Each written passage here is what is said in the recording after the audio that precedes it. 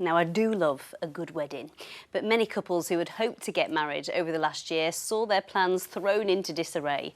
As lockdown eases and people rearrange their big day, it seems there's been a rise in demand for humanist weddings. The ceremonies are non-religious and at the moment are not legally binding.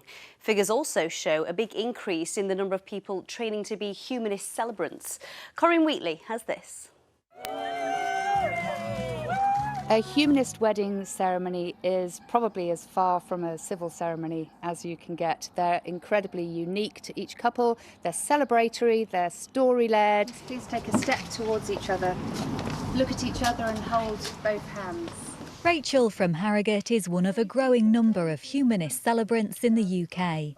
Every wedding ceremony she leads is like no other. They're tailor-made for each couple. This cord, 3 strands of ribbon are entwined.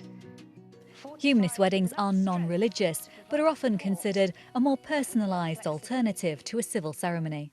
The more people who see them, the more people are aware of them, and everybody wants one once they've seen them, as well as being celebratory and amazing and visual and beautiful and fun and relaxed. They are meaningful. So they can be outside, they can be in your garden, they can be at a village hall. We don't need a licence venue for a wedding at the moment.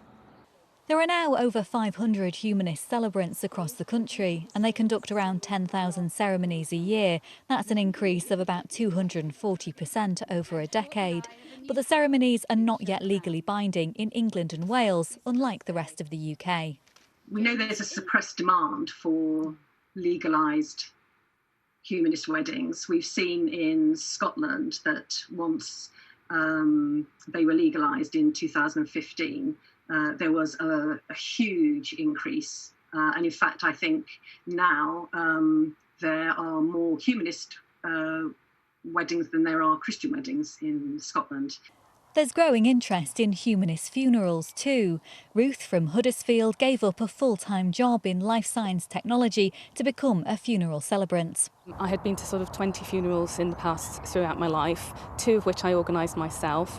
So this was a good opportunity for me to sort of help people in the community, give something back at a time when people really need it.